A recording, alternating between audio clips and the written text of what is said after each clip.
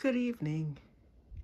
This isn't your typical Que-stead-Que video, so you won't hear the introductory song. I spared you on today.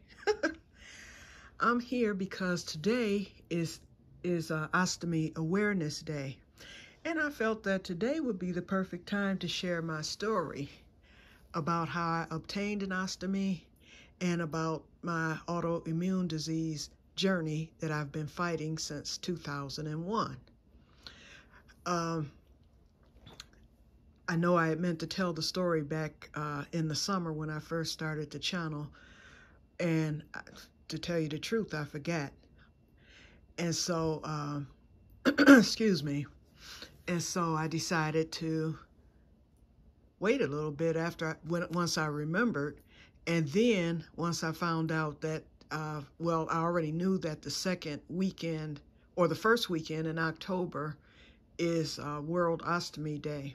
Not World Ostomy Day. World Ostomy Day comes every 5 years, I believe, but it's Ostomy Awareness Day, which comes every year.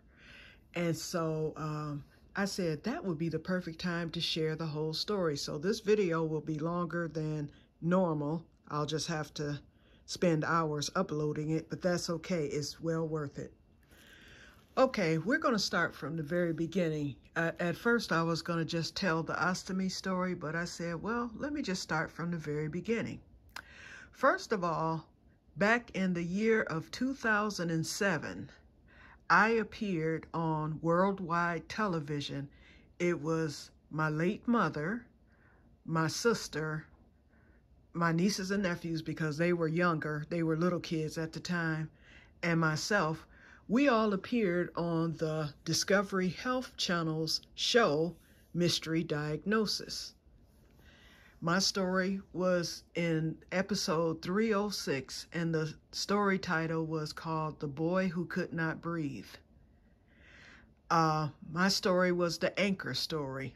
That particular season, they were featuring different autoimmune diseases, and they had a casting call.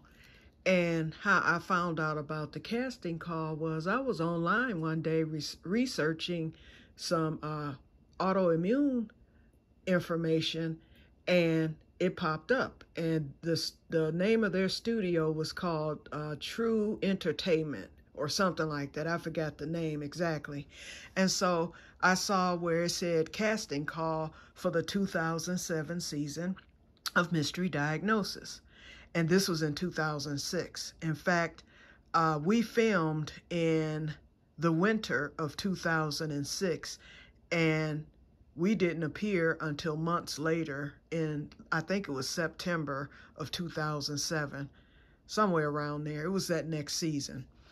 Anyway, it piqued my interest, so I clicked on it to see what it was talking about, and it spoke that the next season was, they wanted to feature autoimmune diseases, and in one paragraph it said to share your story. And I'm thinking, one paragraph, brother, I can write a book. And so I don't know how I did it, but basically what I put was my name is, and I told them my name, I told them my age, I told them what I was diagnosed with, and I told them that the discovery of me having autoimmune disease stemmed from an injury. At the time, I did not know that an injury can trigger, if you have any autoimmune disease dormant in your body, an injury can trigger it and send it going crazy. And that's what happened to me. So anyway, to make that long story short, they contacted me actually on Thanksgiving morning of 2006. No, yeah, it was. It was Thanksgiving morning of 2006. They contacted me, and I was shocked. They called, and I'm thinking, because I almost didn't answer my phone because it was an unknown number, and I went on and answered. And so when I answered, they said who they were, and they said, we would like to feature you on one of our episodes. So they said, actually, the title of the episode is going to be called The Boy Who Could Not Breathe. And they said that the little boy his name was Colin, or is Colin, if he's still alive. He lived in Canada, and as you all know, I'm 15 minutes away from Canada. And so the part of Canada that he lived in, I think it was Windsor, which is real close to me. That's the city or the province in Canada that I'm the closest to. So, and then they said they had a story in New York, which is where they were based. That would be the middle story. Colin was the head story, the lead story. And so his story was 30 minutes. The middle story was 15 minutes, and my story, being the anchor story, was 15 minutes. So they actually filmed the New York story first because they were right there where the lady lived. And then they came this way. So they alternated between going to Canada to film Colin's story and mine.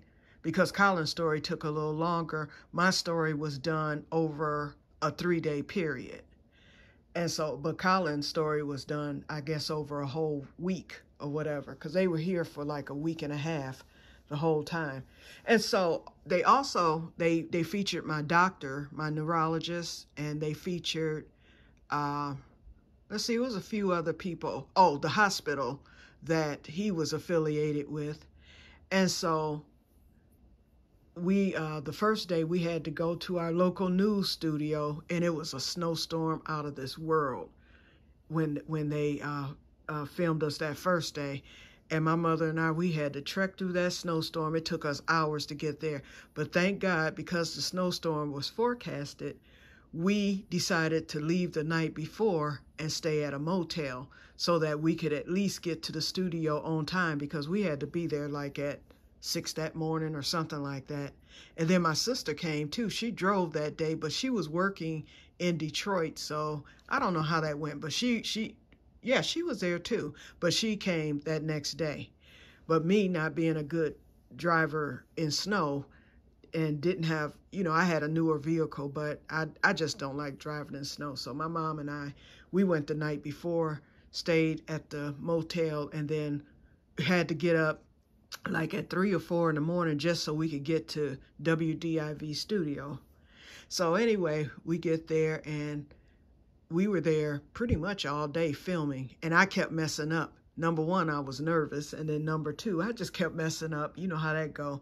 And I'm gonna tell you, I see why actors get paid as much money as they do, because those lights were so hot and they're close to your face. My makeup kept melting, so they kept having to stop the camera so that they can come and powder my nose and wipe the makeup.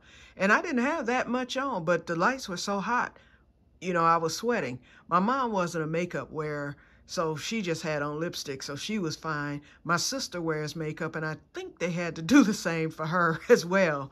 So you had that. Then I kept messing up because talking, I fumble and jumble, as you all well know. Now writing, I can write the pages off the book, but talking, I stutter, I stumble, and everything else. So I'm doing all that during the filming.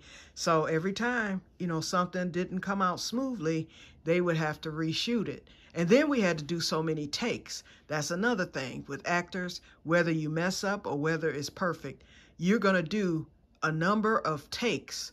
And then they're going to, when they edit and decide to put everything together, they are going to take your best take to use for the production that's going to be televised. So that was my experience with, I guess you could say, acting or whatever. I didn't even know that stuff took place. I just thought actors got up there and acted, and if they didn't make a mistake, then that was it. No, they do, I think it's like 10 takes, if not more, because sometimes I did like 10 and then there were 5 and, you know, that type of thing. So it took us a long time for that little 15-minute segment. Then on the next day, my mom and I had to be at the hospital, and they came there, and so they, all the representatives came out. I was like, wow, the important people. I mean, I met the CEO of the hospital. They were treating me like royalty, as if I was something big. I was like, okay, I'm going to take advantage of being the woman of the hour here. And so they came, shook my hand, and thanked me for, doing this, and they had food for us and all this stuff. And also, what was the other thing? Oh, then they asked me if I would allow for the filming of my episode to be used in St. John's Hospital there in Detroit for future reference. And so I signed and gave them permission to do it. Should have charged them, but nope. Because at that time I was busy with promoting awareness, and this was for MS at the time. So anyway, I did that, and sure enough, the next time I was hospitalized, I turned on my TV, and I was in, you know how when you turn on your TV and they allow you to watch certain things and whatnot on the TV screen, medical-wise. And so when I turned it on, my story was in there. So I thought that was neat. I was like, wow, that's something. So patients there, especially someone diagnosed with MS, would have watched that, and I'm the one who they would have listened to, and my doctor, of course. Okay, then the third day, we had to meet at my late brother's home. He didn't want to appear on camera, but he was gracious enough to allow us to come to his home to film. And so actually, my late brother was a mortician, and we ran out of time, but they wanted to do a funeral scene with me because at the time, my mother thought I was going to die. So she's telling this story about how she thought that I might not make it. So they were like, oh, we could do a funeral scene since, telling my brother, since you're a mortician, and he was like, oh, I can take you to the funeral home and we can put her in a casket, and I agreed to do it. But we ran out of time, but I was kind of happy that we didn't do that. But anyway, so, but we did do the reenactment of my injury and everything. So let's get to that real quick. Okay, so what happened was how it was discovered that I have autoimmune disease. And at the time, the first autoimmune disease I was diagnosed with was lupus. I was in college in Oklahoma. I didn't go until the age of 37.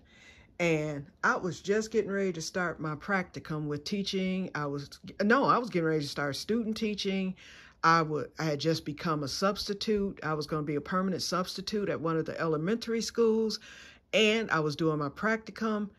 And they were going to pay me for all this. So life was just getting good. All of a sudden, it was my first day of school of that first semester, and I had gotten like an instant message, because at the time I had Yahoo Messenger, and remember how like AOL used to say, you got mail. So my computer was on because I had been studying that morning, and there was a message. I had left my crochet. I used to have a bad habit.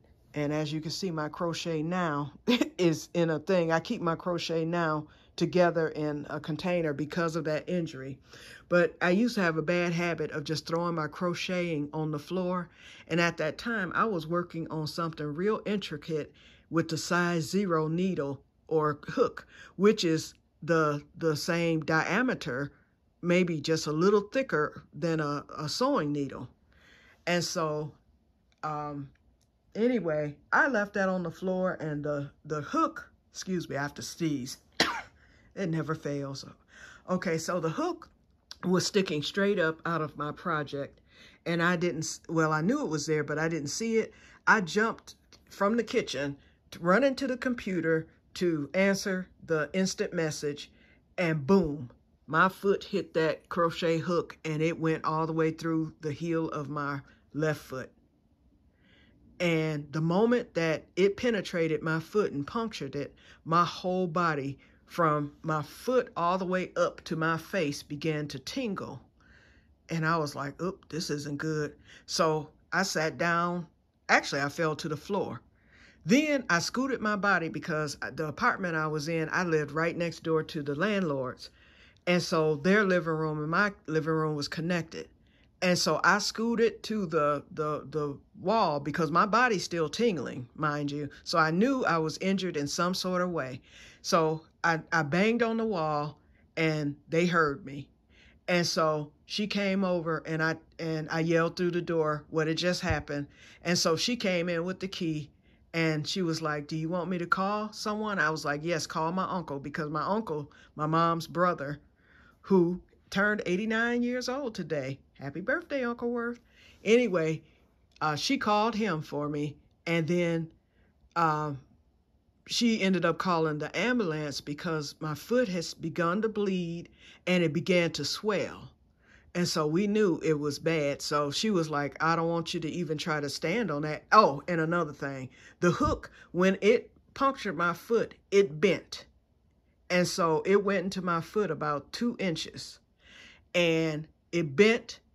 It was obviously sitting on a nerve somewhere in my foot, and it did not come out. So this hook was still sticking out of my foot. So there was no way I could try to walk or anything.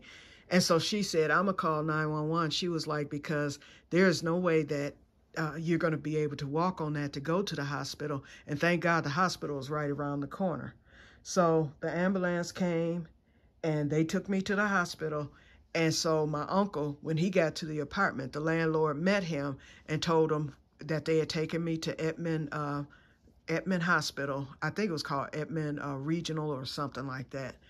And so it was right around the corner. So they had just got me set up, you know, they had arrived with me and just got me in the room. And my uncle, he come flying in.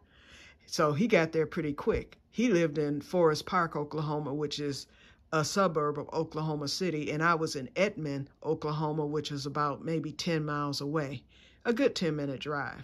Anyway, so my uncle got there.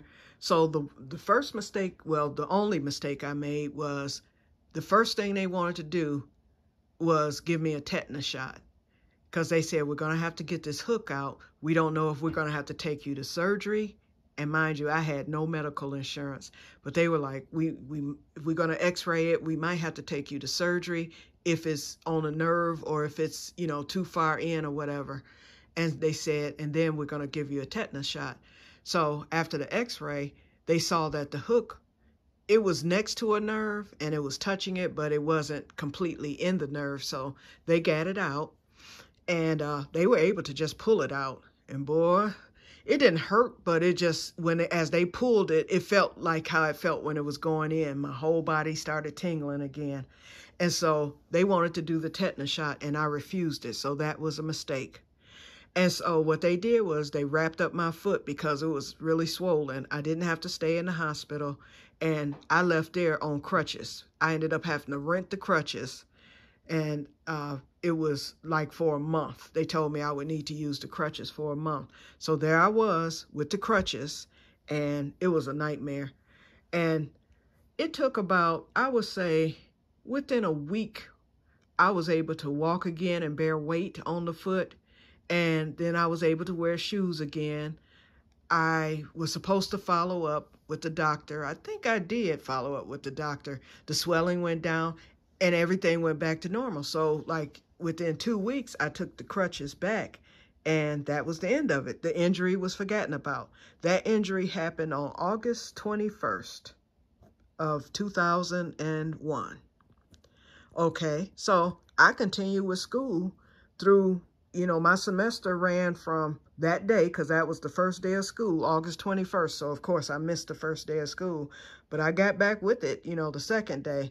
So the semester ran up until November, because we got out like a week before Thanksgiving. And the semester, well, that wasn't the semester. It was what they call it. We did midterms in November, and then the semester ended right before Christmas. That's what it was. Okay, so anyway, we were in the middle of midterms, and the only thing I noticed during the course of the semester, because I mean, I was stressed. People I knew were dying back home. My uncle, something had happened with him, and he barely survived what he went through, and it was just stressful. Then I'm doing school, I'm doing the practicum, I'm doing at the time I wasn't subbing. The subbing was supposed to start that next semester because I had to have the credit hours. And but I was doing the practicum, and I wasn't student teaching, but during the practicum, that's what it was, basically. And actually, the principal of the school said I can blend them both together. So basically, I was student teaching, and I was getting paid. So it was really nice. Like I said, life had just got good there. And during the course of the semester, I noticed that I would be fatigued. I mean, it would be like a crushing fatigue where I was falling asleep. You know, sometimes I would be late because I had all evening classes at the time. It was a few times I was late for class, and, you know, because I had fallen asleep and couldn't, you know, wake up, and it was just horrible.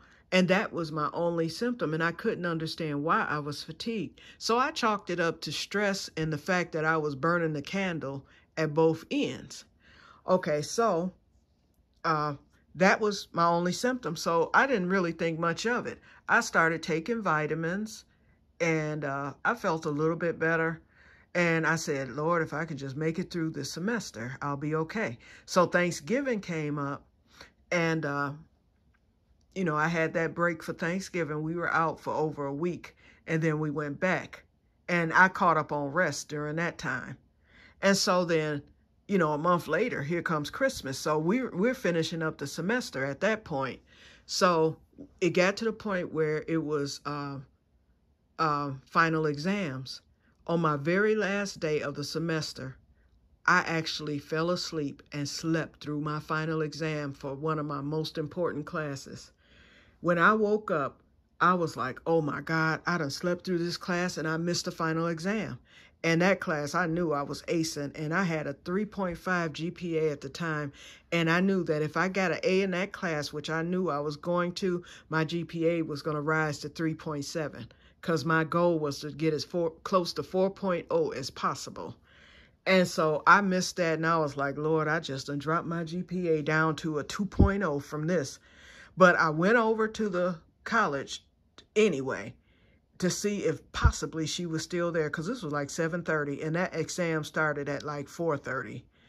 She was sitting in the classroom. She's like, Quietta, I knew something was wrong. She was like, you hadn't missed a day. And she was like, and for you not to show up for the final exam? She's like, I stayed here because I knew something wasn't right. I said, Professor, and I forgot her name. I said, I fell asleep. I was like, I've been going through all this fatigue. I don't know what's going on with me. I said, but I fell asleep. I was like, when I woke up, it was 7:30. I was like, I am so sorry. She was like, I stayed here for you. She said, I'm going to allow you to take this final exam. She said, but instead of the hour and a half, you have a half hour. She said, get through as much as you can. She said, if you can't do it, she was like, you will pass my class with a C+. And I knew, oh no, I can't bear this. She said, but if you can get through it and you pass this exam, she was like, I'll pass you with a B. So because I missed it, I dropped a grade. But believe me, actually it was an easy exam. I was flying through that exam, and thank God I had studied for it. And I passed that exam with an A. But I ended up getting a B+ in that class, but it wound up with the GPA of 3.7 when it was over and done with, because one class that I did not expect to do as well in, I ended up getting an A in, and I actually thought I was going to get a B, possibly a C, but I ended up getting an A- in that course, and that's what saved me and got me. So I was like, thank you, Jesus. So anyway, I thanked her, and she told me, she was like, you were my best student. She said, because everything we talked about, she was one of those radical teachers, and she liked talking about the 60s civil rights stuff, and she was a white lady, and she was into it, and I was into it because, you know, growing up in the 70s, so I was able to share in that class, and I'm going to get back to the story because y'all know I like to venture off. I like to share about the 70s, and there was not a student in there who were born in the 70s and even the teacher, I think I was older than her. So she may have been born maybe in the mid-70s, and she wasn't a teacher, she was a professor. She might have been born in the mid-70s. So I was able to share a perspective from the early 70s because my memories go back to the 60s when I was born. So I told her that when busing occurred for the first time, I was in the middle of it. When they came and tried to tip over our bus and all this other stuff, I was able to share, you know, that experience and tell the class, because someone were like, oh, that stuff didn't happen. Oh, yes, it did. And I was there when it did. And so she thanked me for being able to share my experiences of when things, the civil, things that took place in the 70s, because y'all know that was back during the hippie era. So I was able to, tell them I was a kid, but I remember when that happened and different songs, protests and things like that, the gas crunch and, So anyway, so that was it. Okay, so I had a week out of school before Christmas because we let out a week early. And so although, I was still dealing with the fatigue and the big mistake of missing that final, I was just so happy to be done. And I said, I have a whole week before Christmas to rest. And then we were out for a month because I wasn't scheduled to go back to school until like the second week in January. So I was like, thank you, Jesus. And so I said, I'm going to sleep away other than spending time with my family for Christmas. So my aunt, my uncle's late wife, she asked us, she was like, we're not going to do traditional Christmas this year, dinner. She was like, I want everybody to tell me what their favorite dish is, and that's what I'm going to cook. And then we're going to compile that into our Christmas dinner. So everybody gave their special dish that they wanted to have for Christmas. And so that's what we were doing. Anyway, Christmas Day arrived. I woke up that morning, and when my eyes opened up that morning, my whole body was tingling, just like it had tingled the day that I had stepped on that crochet hook. I knew. I said, uh-oh, I should have got that tetanus shot. Something's not right. And the first thing I thought is, I got tetanus. Oh, Lord. I didn't know what was going on. All I knew is that my whole body was tingling, and it shouldn't have been, from head to toe. So I get to my uncle's, and I made it through the day and everything. And I thought, well, maybe it'll just stop, And then I noticed that my foot had gotten a little sore, and then what I did was I went and took a bath, and I soaked it in Epsom salt, and I put some more saline on it because that was what they had me doing at the time of the injury. So it felt better. It stopped hurting and everything. I was fine. That next day, I wasn't tingling anymore, but that next day I had crushing fatigue. Then all of a sudden I was having, my whole body was just hurt. And so I'm going to the hospital because I'm like, something's wrong. And I kept telling them about the injury, and they were like, oh no, your injury is healed. They x-rayed my foot to make sure wasn't anything wrong. Mind you, I didn't have insurance. I was going to the hospital almost every day because every single day I was feeling worse and worse and worse. And finally, I just, it's like I crashed. I was just sick. So I'm calling my mother. I was like, Mama, something's not right. And she knew about the injury and everything. I said, something's not right. I'm sick. I said, I don't know what's going on. And so my aunt, my late aunt, she kept telling my mother, I don't think anything's wrong with her. I don't think you need to come. I was like, Mama, you need to come and advocate, because I said, I'm just feeling horrible. And so it was my aunt in Michigan. She told my mother, you need to get to Oklahoma to see what's going on. She was like, let me buy your plane ticket so you can get there. So Mama came. And so when Mama came, she said, I took one look at you and knew something was wrong with you. Because I'm the type, when I get sick, you can tell I'm sick. It was no faking. I could never fake being sick as a kid because I would always go pale. My mother always knew. She would know before I knew that something was coming on because I would get real pale. So anyway, she knew that I was sick. So Mama was there for, Mama got there like maybe 3 or 4 days before New Year's, and Mom stayed until, because I was still sick and first semester was getting ready to start.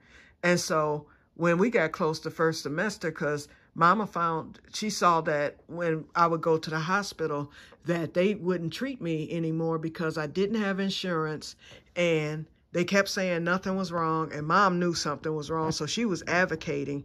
We went to different hospitals, and they couldn't find anything. And then finally we went to this one hospital, and they said, since your body is hurting all over, you have fibromyalgia.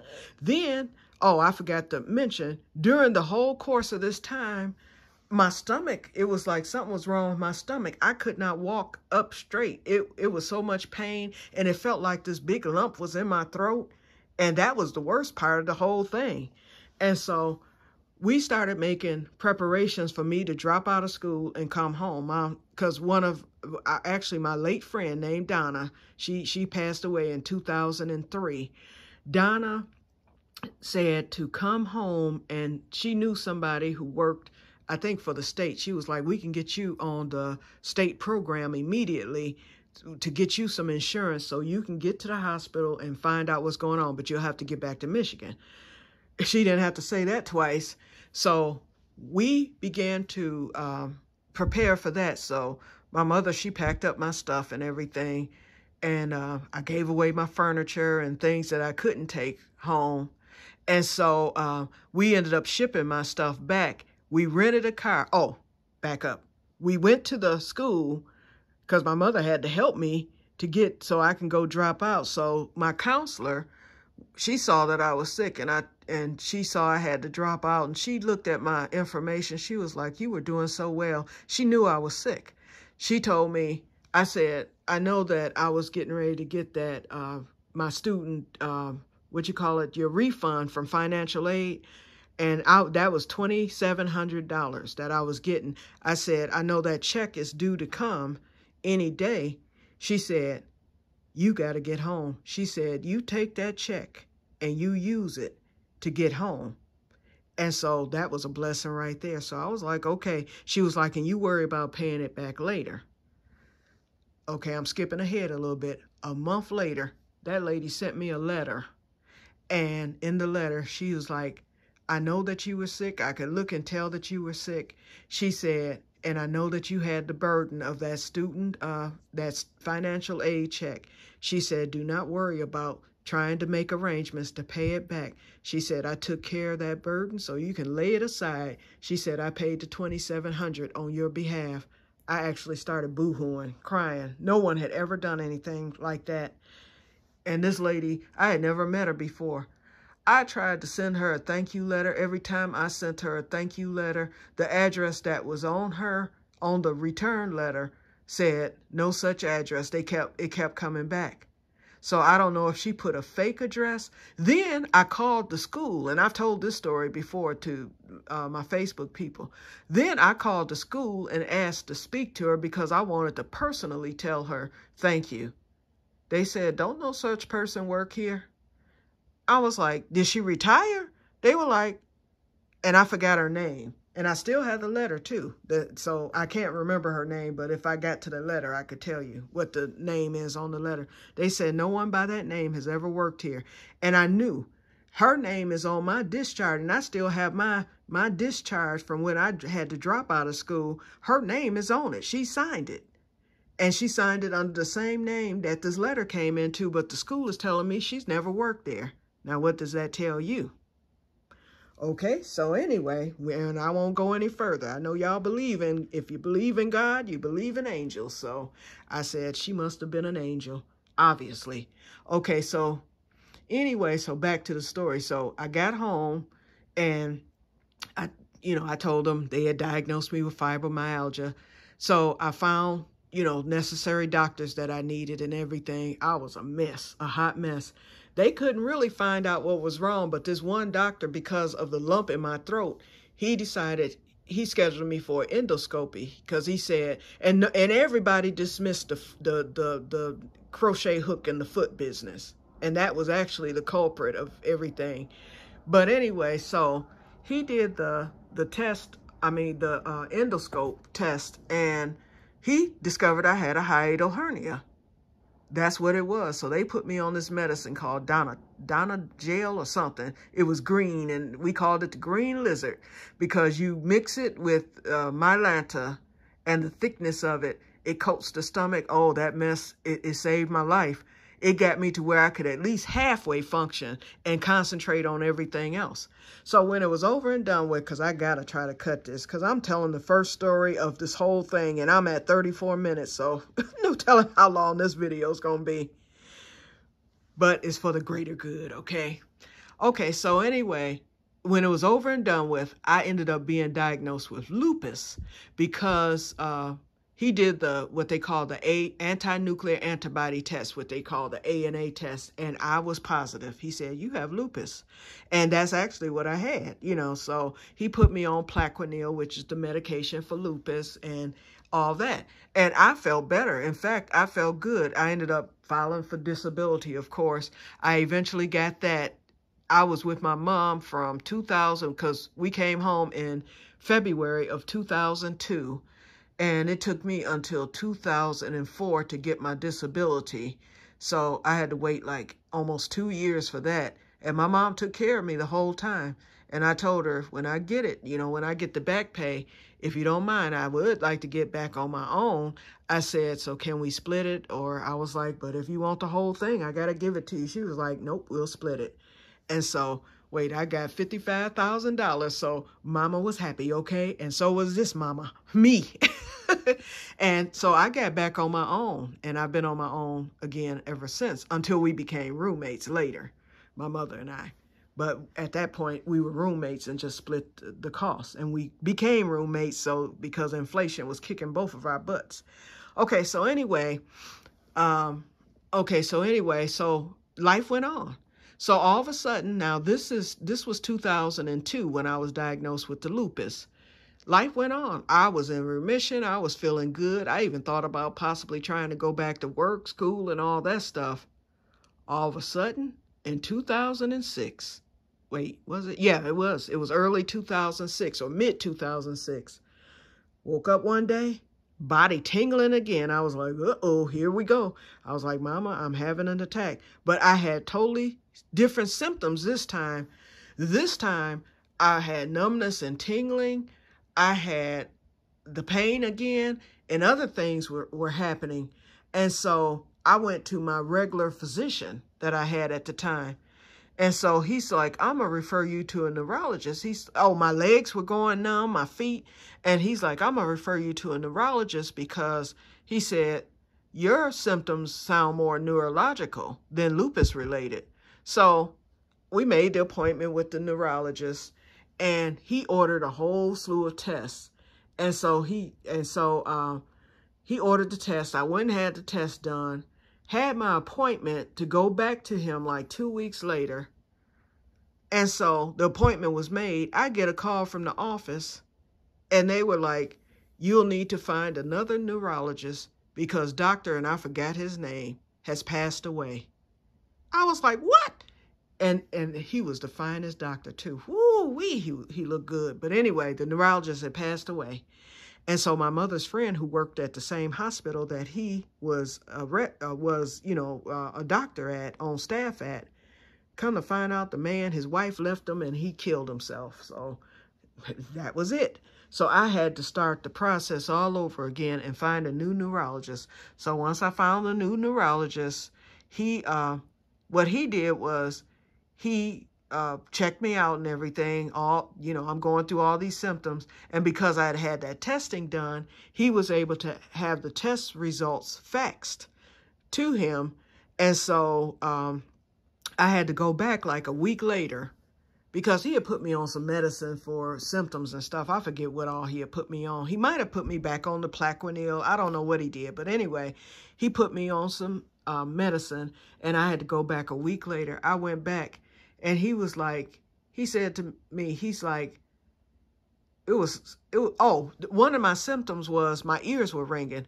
And he did order, the other doctor had ordered an MRI of my brain, my ears, and all that, my spine, and all that stuff. Okay, so he was like, he said, your ear looks fine.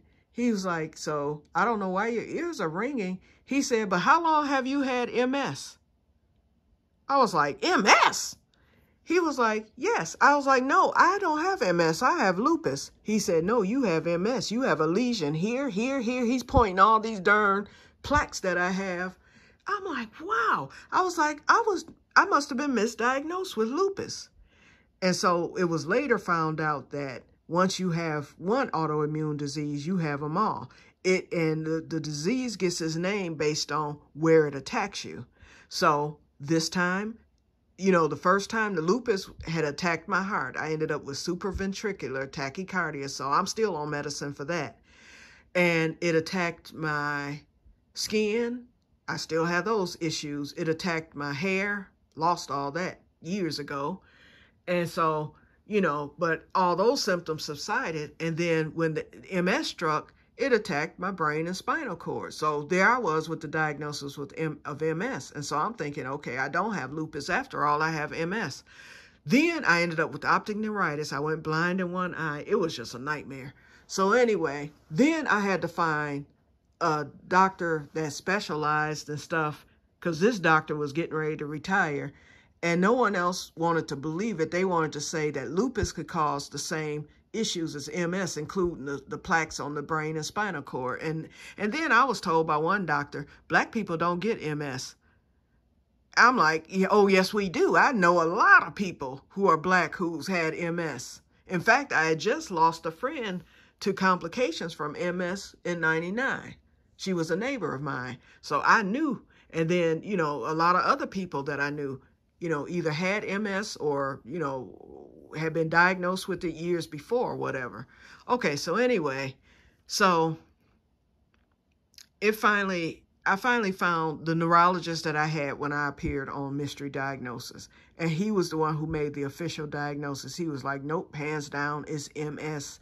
No ifs, ands, or buts. And I was still in that flare, in that attack, because no doctor would touch me and put me on any of the medications that help MS. So he got me on Rebif right away. And finally, it took probably a year before that attack subsided.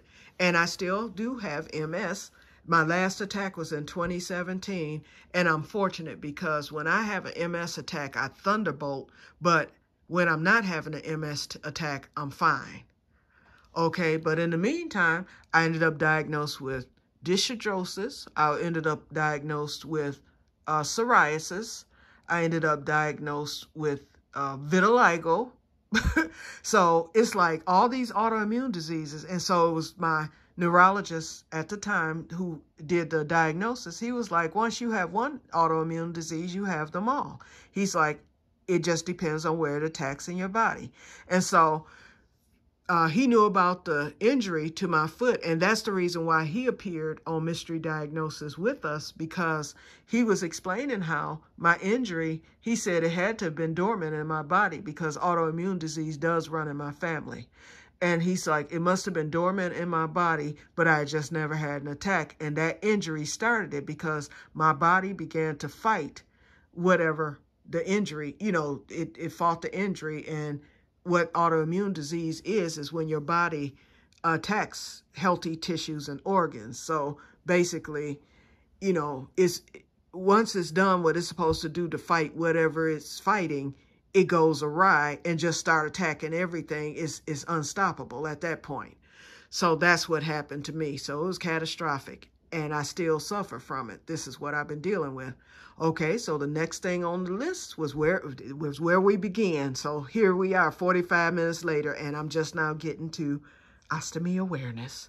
So in 2010, I woke up one day and I was bleeding from the rectum. And I hate to be graphic, but you know, you have to be. And this is for the greater good. I was bleeding, and we're not talking about just a little blood. I'm talking about bleeding. My mother was like, you better get yourself to the hospital. Something ain't right if you bleeding from the rectum. I was like, Mama, I must have cancer or something. She was like, don't be saying that, but something's going on. So I went to the hospital, and I ended up getting admitted. They did that little finger test and all that stuff, and he was like, we got to admit you because something's going on. And so while I was there, they did my very first colonoscopy. Ugh. But anyway, the colonoscopy revealed that I had a disease called ulcerative colitis. So I was like, here we go again. That's what my autoimmune disease decided to attack.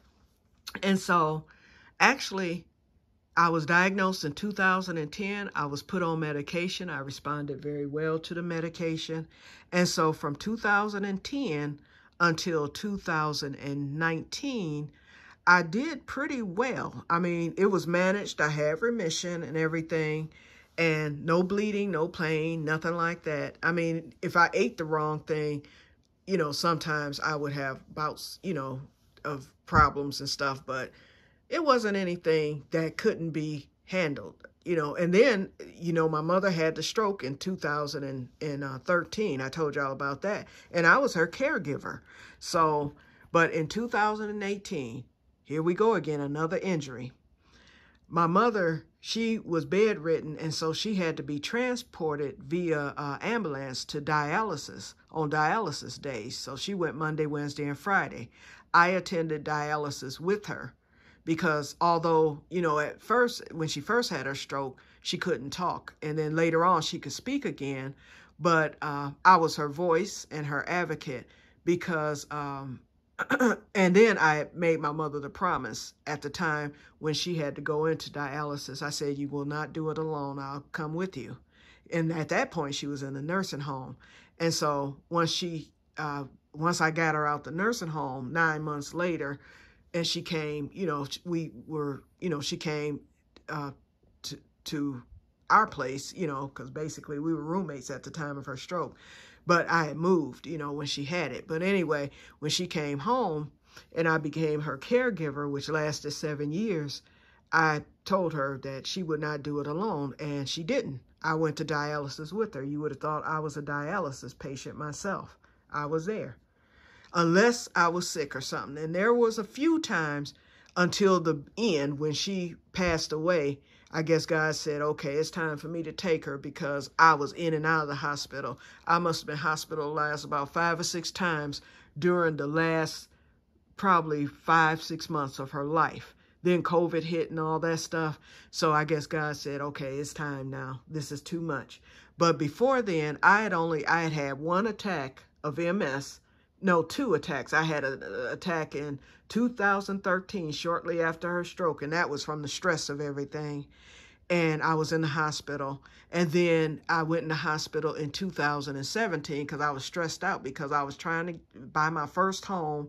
Couldn't find nothing within my budget. And I was just stressed to the max. Next thing I know, kaboom. So stress is what activates the MS. I haven't had an attack since. I've had symptoms and stuff, but I haven't been hospitalized from an attack since. And I hope I'm not no time soon. Okay, so in the meantime, back to the story. So they were coming to get Mom for dialysis, and because she was transported, there were 3 little steps that led into my first home that I lived in. And so we had a ramp. And so I was letting the ramp out, and somehow or another, the ramp slipped, and it hit my leg, and it broke the skin. But it didn't break it that much. It was like it just left a bruise, but it broke the skin just enough to where I stuck a Band-Aid on it. It hurt, but it wasn't that bad. And within a couple of days, everything was fine. Everything was fine. No problems. I had forgot all about the darn injury. That was in August of 2018. Christmas morning. Now, we flashed once again, something about Christmas in December and August, okay? Because that injury was in August, and then the attack was in August. I woke up on Christmas Day, and the spot where that ramp had hit my leg 4 months prior, September, October, November, 4 months prior, my leg was throbbing. And because it was throbbing, I looked at my leg, and I saw that it was red. Streaks was up and down my whole leg. It was swollen. It looked bruised. It looked as if somebody had taken a baseball bat and went wha-pow. So my sister was coming that day because she had cooked Christmas dinner, and everybody, our family, my nieces and nephews and stuff, they were coming to my place, because with Mama being there and bedridden. So we did holidays at my place. So anyway, they were coming for dinner and stuff. So my sister came early. She got there like at maybe 12 o'clock because she was going to be doing some cooking and stuff. I had smoked a duck, and I'll never forget. I talked about that duck. I was looking forward to that smoked duck because I had cooked it in the oven, and it was nice. We had a late Indian summer that year, and on Christmas Day, or the day before Christmas, Christmas Eve, it was probably about 60, close to 70 degrees. And I got out there to that pit, that smoker, and I put that cooked duck on that smoker so I could smoke it. And that's all I could talk about was that duck. Shoot, my sister got there, and when she took one look at my leg, I was like, my leg is throbbing. I don't know what's going on with it. I was like, but she was like, you better take your butt to the hospital. Something's wrong. So to the hospital I went on Christmas and was there half the night. I went early that morning. In fact, they were going to admit me because it turns out I had an infection. He said, your white blood cell count is sky high. He's like, and so when I told him about the injury, he was like, you got the kiss of death. I'm like, the kiss of death? What you talking about? This doctor was so funny. He had me cracking up. It was Christmas. Everybody mad, you know, because they working and stuff, and we just cutting the fool up in the hospital. He said that was the kiss of death. He's like, that ramp, he was like, you know how many germs and stuff was on that ramp when it hit your leg and broke your skin? He was like, that infection started that day, and he's like, it's just now taking off. Okay, so anyway, he was going to keep me. He was like, I need to run IV antibiotics in you. He's like, but they ran an IV while I was there. They ran a bag of antibiotics. He was like, I can give you this. He was like, and I can send you home. He was like, but you have to finish this course of antibiotics. He was like, if you do that, I'll send you home. So I was like, okay, I'll do that because I wanted to go home. It was Christmas, okay? And I wanted some of that duck. So anyway, he did that. He prescribed me clindamycin. And for those of you who know, clindamycin, if you have autoimmune disease, anybody with autoimmune disease should never, ever take that medication. It's an antibiotic. And if you have UC or Crohn's, you are not to take clindamycin. I didn't know this at the time. A few weeks later, I got sick. I couldn't go to the bathroom, number 2, nothing. I didn't know what was going on. So finally, my mother had gotten admitted to the hospital for something. And this was like January of 2019. It was like a couple of weeks later after I had finished the antibiotics. And she had got admitted to the hospital for something. So that was I was like, I'm going to go to the hospital. Since she's already in the hospital, I'm going to go and see what's going on. And something said, pack a bag just in case. So I went on and packed a bag just in case they kept me and I wouldn't have to bother my sister to, you know, come to my house and pack a bag. And I just always did that anyway. But something that said that day, make sure you pack a bag with everything you need. I stopped at the store on the way, got goodies and all that stuff just in case. And so I get there, and sure enough, when I told him he saw my history. I told him I had UC, and I told him they prescribed clindamycin because I had an infection. He was like, say no more. He's like, you have C. diff. He was like, you going into isolation. I was in the hospital for 2 weeks. In fact, Mama came home, and my sister had to come to my house to take care of her because I was in the hospital. And so I had C. diff. And so all of a sudden, okay, so they gave me this stuff called vancomycin, which didn't really help. It made me sick, actually. It wasn't later until I got this other medicine, the other one that they give you, that really knocked it out. So I was home 2 days and was right back at the hospital because I started bleeding and I knew I still had the C. diff. So I went back to the hospital. I got readmitted and I was in the hospital another 2 weeks. So the doctor I had at the time, I could not stand him. He was my gastroenterologist. Oh, that man got on my nerves. In fact, I'll tell you about him in a minute. Because, whew. But anyway, so they ended up, they ended up sending in an infectious disease doctor. And so the infectious disease, that was the first time I had ever heard anything about ostomies. He told me, well, no, I knew about ostomies, but the first time that I heard that I could be a candidate for one. But anyway, he says, what's happening is, he's like, the reason why they're having such a hard time with the C. diff, he's like, because you have UC, he said, and it's ping-ponging off of each other. He said, the C. diff is flaring up your UC, and your UC is flaring up the C. diff. He's like, so we're going to have to put you on. They put me on this other medication that eventually knocked it out. But that was all she wrote for the UC. It went out of control from that day forward until I got the ostomy. And this was in 2019. So I suffered for a year. Okay, but anyway, so anyway, the infectious disease doctor was telling me about his daughter. He's like, my daughter had UC. He's like, and she ended up getting her colon removed and she got an ostomy. He's like, and she got her life back and she's doing wonderful now. She's in college and blah, blah, blah, blah, blah. He's telling me all that. I was like, I thought ostomies was just for cancer patients. And that's all I thought. Or car accident, I knew that people, had ostomies for various reasons, but I didn't think that that UC or Crohn's would qualify anyone for an ostomy. And so he was telling me about it. He was like, you might want to consider that. Talk to your doctor. He was like, because I guarantee you'll be doing a lot better if you had it. He was like, my daughter is just on cloud nine, So I was like, okay. So I mentioned it to my doctor. He was like, no, you don't need an ostomy. Your UC is well controlled with medications. This man was just trying to, this doctor was just trying to make money off of my illness. And so I'm hanging in there because I was like, well, I know the UC is out of control, but, he's putting me on, he was trying different medications and nothing was helping really, but, there was just so many more for him to try. So I was willing to try because technically, although, ostomy sounded good to me, if it could have been avoided, my thing was I'd rather avoid it if I can go back into remission and, and just continue my life, instead of having to go through a major surgery. Shoot, by the time ostomy day got here, I was begging for it, okay? But anyway, nothing helped. So finally, he wanted to put me on Entyvio. I read about Entyvio, and I was like, nope, that's not for me. And he was like, well, that's the last resort. And he's still refusing to do the ostomy. Then he started accusing me of being a drinker.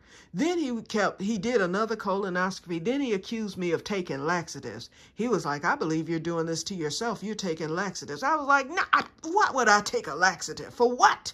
I was like, I'm not on no laxative. And then he kept accusing me of drinking at least 3 times. So finally, that November, we're into 2020 now because I done fought for a year. So we skipping up to the ostomy. So we're almost there, y'all. Okay, so November of 2020, I'm in the hospital for Thanksgiving because I woke up. Well, no, it's not that I woke up. I was sitting there starting my book because after my mother passed that past July, I said it was fresh in my mind. I had a new computer and I wanted to start writing a caregiving book to help others who, wanted to care for their parent and didn't know where to begin because we went through a nightmare with mama being trafficked to the nursing home. So I had all resources and stuff to help others. So I started my book. And I was in there, I had just started the book, typed the first doggone paragraph. All of a sudden, I started getting pains in my stomach, and I didn't know what was going on. So I went into the bathroom and sat there, and all of a sudden, I feel this stuff coming out, but I knew I wasn't going to the bathroom. I looked, and the toilet was full of blood. I was just bleeding from the rectum. I was like, oh, no. I called my sister. I was like, I'm headed to the hospital. I was like, I am bleeding and from the rectum, and I don't know what's happening here. And so I get to the hospital, bleeding had stopped, at that point. But then it started back, after I got there and they started fiddling with me. And so they did a CAT scan. They did an MRI of the abdomen, all this stuff. They said, you are so inflamed, we're admitting you. And of course, I had packed a bag because I figured I would be admitted that day. They said, we're admitting you. And so I wound up in the hospital 2 weeks for the bleeding, and Thanksgiving came along, and I was in the hospital for Thanksgiving, and so I was upset about that. So they put me on steroids, I forgot the name of it, just that darn quick. But it's the only steroid that I respond to that don't do me in. It's a liquid steroid. It'll come to me. But anyway, they had put me on that, and they were actually going to do an emergency ostomy because I fired my doctor. Oh, let me back up. The day that he came up there the next day after they admitted me, he came into the room. He ain't said, good morning, how do you feel, what happened, nothing. He come barging into my hospital room talking about, Miss Davis, I have told you, you have to stop that drinking. I looked at him. I was like, hit the bricks. I was like, enough is enough with you. I said, goodbye. And so when the nurse came in, he left too. I didn't think he liked me to begin with. So, and I certainly didn't like him. So anyway, the nurse came in. I said, nurse, find me a gastroenterologist. I was like, I just fired my doctor. I was like, I'm sick of him accusing me of drinking. I'm sitting up here halfway dead. I was like, and they talking about doing surgery and everything. I was like, I don't have time for his foolishness. I said, please send somebody. I don't care if it's a resident. She got up there and she called somebody, and within 30 minutes, a doctor came in, and he was very experienced. He was like, we're going to send Dr. Peoples. She's a surgeon. He's like, I looked at your chart and looked at your MRI and your CAT scan. He was like, you probably are going to need surgery. I said, that I knew. I was like, and my doctor was accusing me of drinking. I was like, and he has refused. I said, when I asked him, because when things got really bad, like months before I actually had surgery, at that point, I told him, I'm not taking nothing else you prescribed. I want the surgery. I was like, it's time. Enough is enough. Especially after Mama died, I was like, we finna get this done. He's still refusing. So I told him he's not on board for it. So let's get this on the road. So anyway, he sent the surgeon up, which is my surgeon, and she saw everything. And so I was on the steroid. So she was like, we're going to wait a few days. She was like, and we're going to see if you respond to the steroids. She said, if you do not, you will go into surgery. And so I said, okay, I'm ready. We can do it. And so they started giving me information on ostomies, and I told them, and this is the part I know I'm going to get fussed at if my sister hears this, because she told me never mention about my brother again, because that was his story to tell. Well, I'll briefly mention because, and the only reason I mentioned this, because I agreed with her. I was like, it was a story to tell. My brother is deceased now. But I look at it this way. My brother actually saved my life, because my late brother, because he died in 2015, because when he was diagnosed, although he did not pass away from what he was diagnosed with, he ended up needing to have an ostomy. And so when he got it as a support to him, I researched ostomies. This was back in 2015, before it was even thought about, before I even knew that it was a possibility that I would ever have one, or that I was even a candidate. And so because of that, I knew enough about it and everything. All I needed to learn about was, how to care for it and whatnot. But I studied it. Whereas if that had not happened with him, I never would have. And I would have been like some of the more unfortunate people who get this surprise surgery and have to learn everything in one crash course. I knew all about it. So anyway, and that's all I'm going to say about that. But yes, I consider my brother as the one who saved my life, even in death. So, and I told my sister, I'm never going to stop saying that, because I truly believe it. But I don't talk about it unless I feel it's necessary. And this is the first time I felt it necessary to even speak on it since that day we had our discussion. But anyway, so we waited a couple of days. And so the swelling, I hadn't responded to the steroid. So they had actually, she told me, you'll go into surgery tomorrow. She's like, I don't know if we're going to remove part of your colon or if we're going to remove, she said, because from what I'm looking at, the part that's inflamed is the sigmoid part of your colon. She was like, so we can remove part of it, give you a colostomy. She said, and then once things calm down, we could either reverse it. I was like, nope, don't want no reverse. Let's make it permanent. I was like, I am done. No. And so she was like, okay, we can make it permanent, but you'll have a permanent colostomy, and then you'll still have, part of your colon for absorption and everything. She said, and she was like, but you could still end up, with the UC. She was like, but it seems to be only affecting you in the sigmoid portion of it. So I was like, whatever. I'm sitting up there mentally psyching myself up for surgery. So I started looking online about how to change the bag, and I'm like, oh Lord, I don't want to stink. So let me see if there's any deodorant that can be used. So I found out about the deodorant, and it does work. And so ostomies are nothing, and we're getting it ready to get into that. I'm gonna be on here another 30 minutes. We're already an hour in, and I hope that you don't mind listening to this story, you know, because I wanted to keep this at 30 minutes, and I knew I wasn't going to be able to tell the story in that short of time. I could have if I had just talked about the ostomy by itself, but I wanted to share the full story so you'll know what all I went through. I've gone through a lot. Okay, so anyway, the day of the surgery, or the day, well, that evening, I'm sorry, not the day of the surgery, because she was there early that morning. By that evening, they had run more tests and stuff because they're getting me ready for pre-op. They ran more tests. They did another CAT scan. They did all that stuff. As it turns out, the steroid had began to work. The inflammation was going down at a rapid pace. So when my doctor came back in, she was like, we don't have to do the surgery after all. She was like, we can buy a month. She was like, because you need the surgery. She was like, so we're going to do it. She was like, but we can buy a month so you can enjoy your Christmas. So much for that, huh? Okay. But anyway, she was like, you can enjoy your Christmas and stuff. And she was like, and then we'll get you scheduled. So she said, she's like, we're going to keep you one more day to make sure everything is okay. And then we'll discharge you. So I ended up coming home like 2 days after Thanksgiving.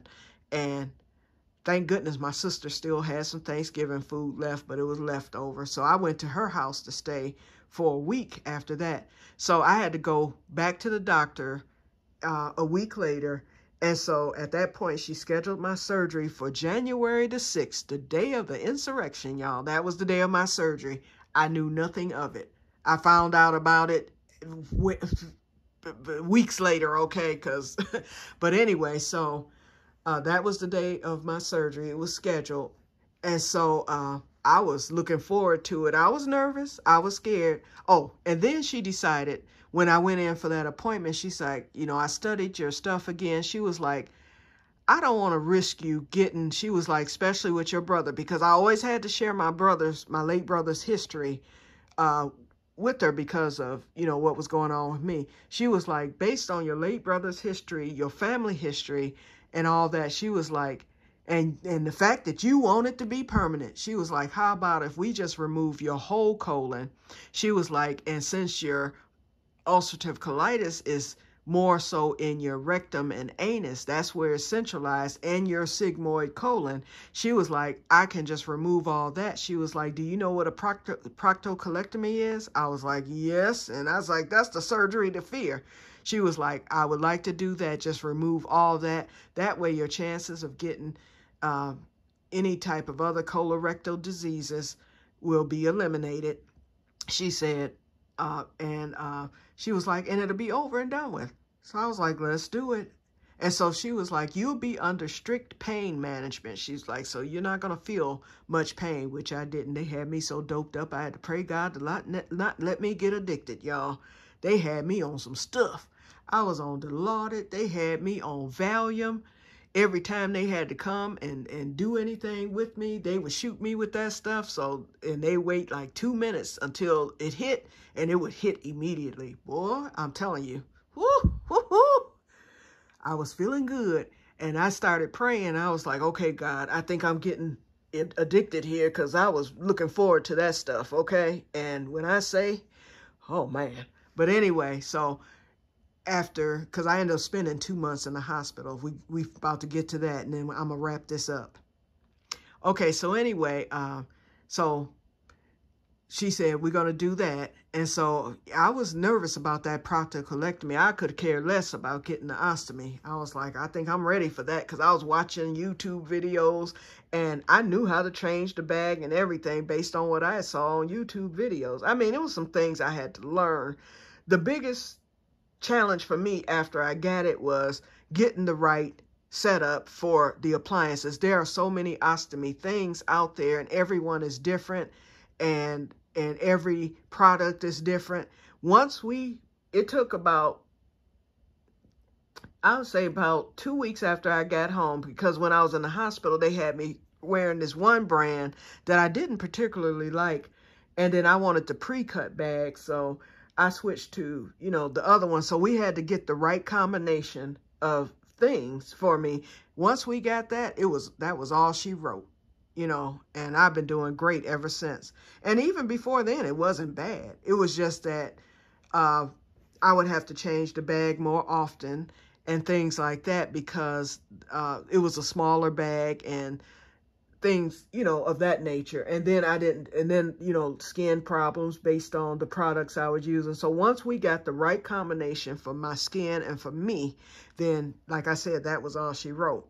But anyway, okay, so day of surgery finally gets here. My sister takes me up there. And so, to tell you the truth, I wasn't even nervous, because although I feared that proctocolectomy, I figured, okay, if she giving me good pain meds or whatever, I'll just deal with it. And then I thought, you know, my thing was, as each day passes, it'll get better for me. And, you know, eventually I'm going to heal from it, and then it's over with, instead of me having to go back to get it later, which is what a lot of ostomates have had to do. So getting it all done at one time, you know, that appealed to me, although I was petrified. Shoot, I get to that hospital, when they shot me with that happy med, I was like, come on, let's do it. So after they shot me with the happy med, the nurse comes in. She was like, I forgot to ask you, Quinetta, because that's what she called me. She calls me Quinetta. She goes, I forgot to ask you, where do you want your ostomy placed? And so I'm high as a darn kite, because ostomies, mine is on the right side. Colostomies are on the left. Ileostomies are usually on the right. They can go on either side, but typically ileostomies go on the right side. And most people get them right joined to the belly button. So the doctor will mark it. They'll measure from the belly button to the side and place the ostomy there. And a lot of people can't wear jeans. And I mean, most people can wear pants and different outfits, but they say that jeans and stuff bother them because it sits on the stoma, which is numb, but the skin around it isn't. Because I was high as a kite, I picked the spot right up above my breast. In fact, my breast sits on top of my bag. But it turned out to be a good spot, because I can wear any type of pants, you know, it's no problem, because my stoma, it doesn't interfere. So I can wear, you know, anything waist-wise, you know, so my bag is actually in a good spot, but I don't like it being that close to my breast, because when I change my bag, it's like I have to lift my breast up with my arm and do all that to get the bag on there correctly, but I'm okay with that, whatever. It ain't getting moved, I know that, and the stomas can be moved too. But anyway, so I picked that spot, she marked it, and so I go into surgery. So I was like, let's get the show on the road. By then, once they shot me with that happy med, I was ready. When they put that thing, they were like, okay, we want you to count backwards from 10. We're getting ready to put you out. I said, good night, and started breathing that stuff in. I ain't even count. And that was it. Next thing I knew, I'm waking up. I'm in the hospital, you know, in my bed with the bag and stuff. And I'm thinking, I don't feel like I have a bag. So I'm laying there and I'm doing good. So that next day they came in. I wasn't hurting or anything. And they shot me with the meds. They were like, we're going to have to get you up because, you know, with the proctocolectomy, you know, and everything. So, of course, I had to walk like, you know, teeny tiny steps because you don't want to mess up the stitches and stuff. It didn't hurt because, you know, I had the pain meds. And I'm looking at my bag and stuff, and I'm smiling at it. I was like, yeah. Took a picture of it, posted it online, and my sister was like, if you don't get that mess offline, I don't know what the picture looked like, but she told me I had shot a picture of it. So I'm doing good the second day. So once they had got me up and I did my initial walk, I would get up like every hour. I could get out of the bed. They gave me a walker. And I would get out of the bed and I would do a lap around the floor of the hospital.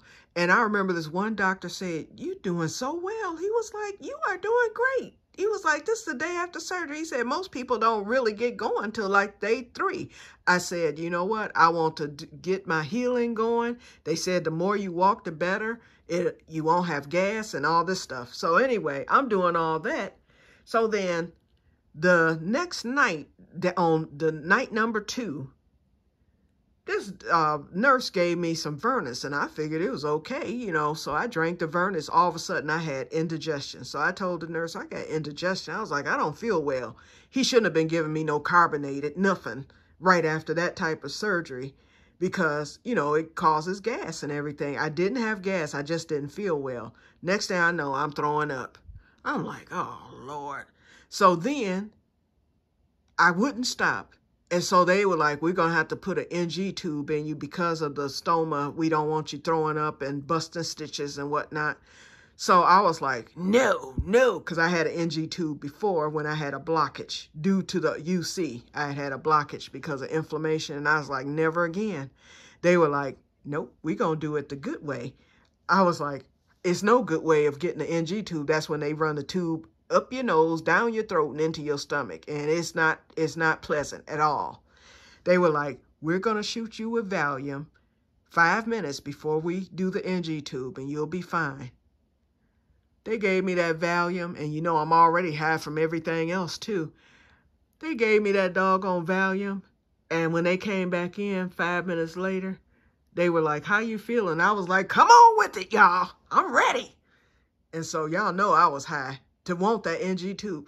They ran that thing in me, no problem. They had that thing in 5 seconds, okay? Because when they saw I was ready, I didn't feel no pain. It went right in. It did what it was supposed to do. And I had the NG tube actually overnight. And so when they took it out, I was fine that next day. So I'm trying to resume, you know, what I was doing. All of a sudden, because we're on to like day 3. No, we're at day 4 now. So by day 5, it's time for almost being discharged. So all of a sudden, on day 5, my blood work came back a little wonky. And I told the doctor, I was like, I'm not feeling that good. And so next thing I know, I don't know what happened. Next thing I know, I'm waking up. I'm in during ICU. And because COVID was still going on at the time, the real ICU was on one floor, but they had a makeshift ICU. They dedicated a floor for a makeshift ICU. So it was like I was still in a hospital room, but then I had the nurse right there. You know, they were there with me outside of the room the whole time and stuff. Come to find out, when I had the surgery, my colon had ruptured, but the doctor, she knew that it had, but she opened me up because, see, this surgery started off laparoscopic. And so she had to open me up. She had to abort the laparoscopic surgery when she saw that my colon had ruptured, and she opened me up, and she had to do it open. Well, little unbeknownst to her and everybody else, I guess some of that infection had hit my bloodstream, and I ended up with a horrible, massive infection. Woo, it was a mess. Okay, so that's what made me sick. So that's how I wound up in the hospital for 2 months. I was in the hospital from January until mid-March of 2021. Okay, so anyway, in the meantime, during the hospital stay, you know, because by the time I got home, I was totally basically recovered because I went to rehab and all that. I lost so much weight and everything. Thought I was the stuff after I lost that weight. But anyway, what was I saying before then? Okay, so I got real sick. Okay, so during that time when I got real sick, how I knew I had almost died, because my doctor said, I didn't know if you were going to live or die. She was like, because we couldn't get your white blood cell count down. You wasn't responding to the antibiotics, nothing. And then what happened was, during the course of all this, because I was woke at first, and then I remember at the worst of it, like that second day that I was in ICU, I was just, you know, because they giving me pain meds, antibiotics, and all that. I was basically asleep for the most part. So then I remember waking up out of my sleep. And when I woke up, I looked, there was a chair right next to my bed. I remember that well. There was a chair next to my bed. And when I looked, I see my deceased mother. She's sitting in the chair. And I know what I saw. And I tell this story all the time. So my mother's sitting in the chair and she was speaking, but I couldn't hear what she was saying. But her mouth was moving. And so I'm just looking at her. I'm staring at her. I wasn't scared or anything. In fact, I was happy to see her. And she looked like her normal self when we were growing up. And I could not tell what she had on. I know she wasn't naked, but I couldn't tell what she had on, but I knew it was her. Okay, so then while she was speaking, I looked at her, then I closed my eyes and I opened them again. She was still there, but then when she was still there, all of a sudden, it was like this blue or black veil started going down in front of me because there was a wall. My mother's in the chair right next to the bed, sitting, you know, side by side to me. So I had to turn my head to look at her, but the wall was right there too. It was as if like a black movie screen was coming down the wall, and all of a sudden, here comes this vision. And the vision I saw, it was a whole bunch of people walking, and next thing I know, where they were walking, I was standing. So I didn't know if I had crossed over. I was like, oh, mama done came to get me. I done died. And so I was there. And so it was this lady who was leading all these people to a big ship. It was like a big ship that was there. She's leading them to the ship. And as she was leading them, it was like thousands of people. She was reciting the 23rd Psalm. And she recited it not the way we do, because y'all know how I said, the Lord is my shepherd, I shall not want. He leadeth me. She wasn't saying it like that. And I can't even duplicate how she was saying it, but she was saying it with such authority that everybody knew what was happening. And so I knew that if I stepped in over, because I was standing like on the edge, and it seemed as if I stepped into the crowd, I could have gone with them. But I was in such awe of what I was looking at, I just looked. And so I looked both ways, and I could see from where this lady had come from, it was so many people behind. And so I'm just watching as they passed. I'm not waving or anything. It was actually, they were just walking straight ahead. It was as if they didn't even know I was there looking. And so I looked, and then at the end, it was this man on a horse. It was a white horse that was coming up behind them. And when they passed me, all of a sudden, I was out of that realm and I was back in my hospital bed. And all of a sudden, that black wall thing that went, the black veil that had come over the wall lifted. And I looked over to see my mother, if she was still sitting there, and she was gone. And I haven't seen her since. So I think that I was just that close to death that I had the opportunity. If I had wanted to go at that moment, I could have, but I chose not to. I didn't step over that. I called it the transit line. It wasn't a line, but I just called it. I knew that it was something that if I walked across a few steps, maybe 2 or 3 steps, that would have been it for me. I wouldn't have come back. I wouldn't have been able to. So I chose not to because I was in such awe of what I was seeing. And I'm glad that I saw that vision because that let me know. And then things have happened since then that lets me know, oh no, you got to believe, okay? And if you don't, you know, I'm a witness. It's real. Okay, so anyway, that happened. And, you know, like I said, I'll skip ahead. I spent 2 months in the hospital, came home. And then that was, you know, the end of the surgery. So now let's get to, because I've got, let's see, I've been on here an hour and 23 minutes. I want to keep it at like an hour and 40, and then we'll be done. Okay, so now let's get to the ostomy awareness. Now that I done took y'all around the river, or what they say, around the river and through the woods. Okay, so now that I have my ostomy, I have embraced it. It's easy.